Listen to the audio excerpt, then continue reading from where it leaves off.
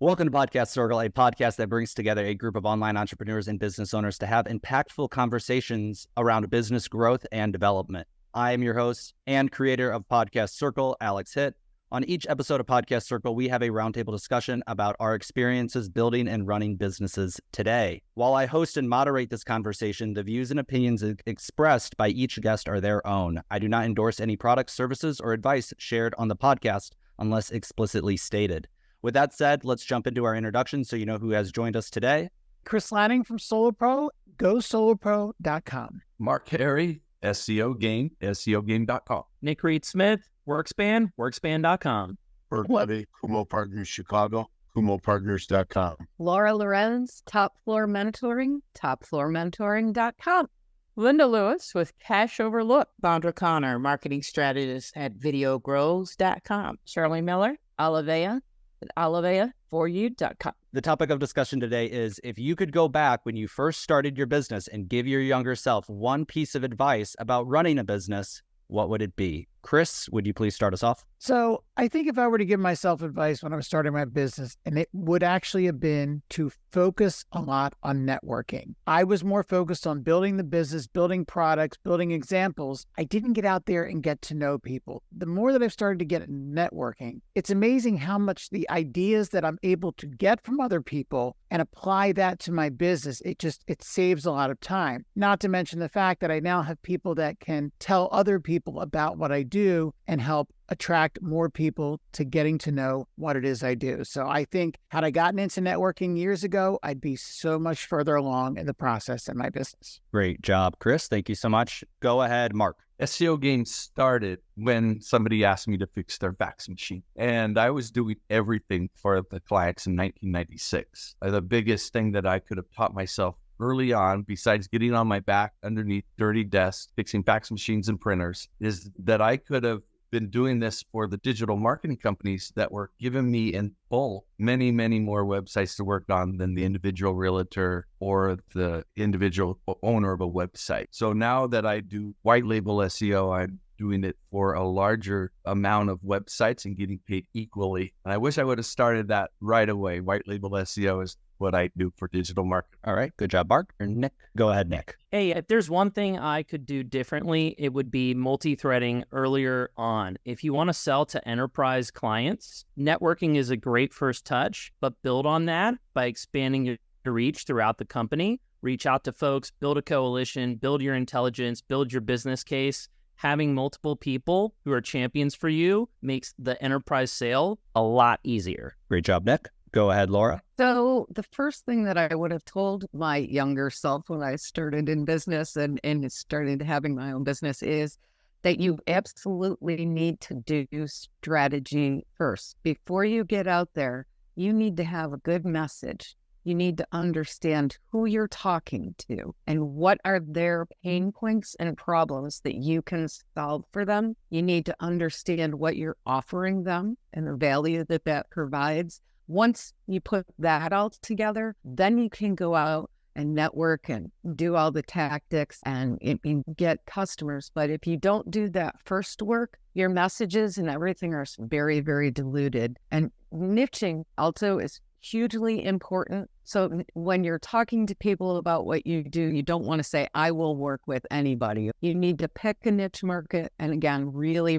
really understand that ideal client so that you can get the right type of business that you want. Great job, Laura. Burt Levy. I think going back to when I started in business, the one thing I would have taught myself, the best piece of advice I would give myself is understanding that the true measure of character is how you treat those that can do nothing for you. And I think as we navigate the space of business and life, too many people spend too much time judging the package and they miss the gift. And the gift is in people, everybody's journey, everybody's story, everybody has one. And you never know who people know. And people dismiss people too quickly because they don't think they can help them. And again, understanding that, how you treat those that could do nothing for you, that ultimately leads to some wonderful gifts in life. Very well done, Burt. Linda Lewis.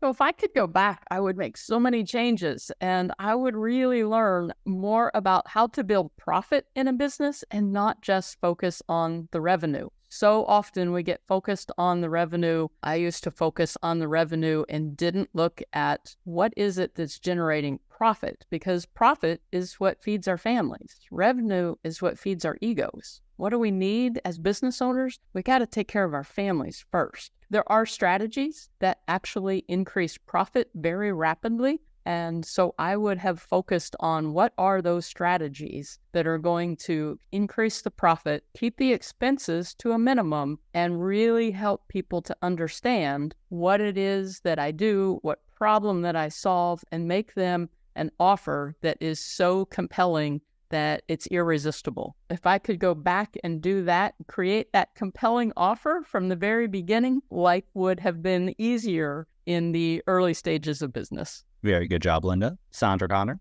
Yes, I would love to be able to go back in time and talk to my younger self, as long as I didn't create any butterfly effect that affected the important stuff. What I would say to me is understand marketing. When I was in grad school and took that course, 2 semesters, I hated almost every minute of it because I did not see the relevance. And I'll admit my professors didn't do a great job of showing me the relevance. Once I started a business, I thought all I had to do was sell. Not true. Because, I had had success with selling Girl Scout cookies and junior achievement stuff and some other things in my career. Selling is only a small piece, because first you have to have that marketing strategy in place, making it clear how I help people, what I can do for them, what the process looks like, all that good stuff that if I had known that at the beginning, yes, life would have been so much easier, and it would have been easier to grow and scale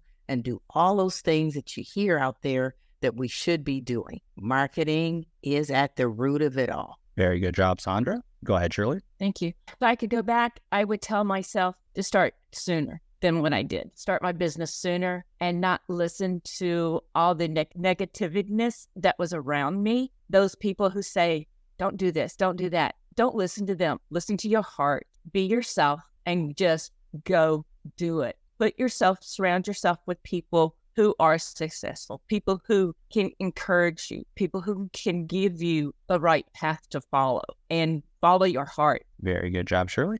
Go ahead, Chris. So I was very interested in what Laura said regarding niching, because I know it's so tempting in a business like, oh yeah, I'll work with you. I'll find out a way to make it work. So how would you go about encouraging people to find that niche? That's always seems to be the hardest thing, is to identify that perfect niche. I agree with you. And I hear this all the time from the business professionals that I work with.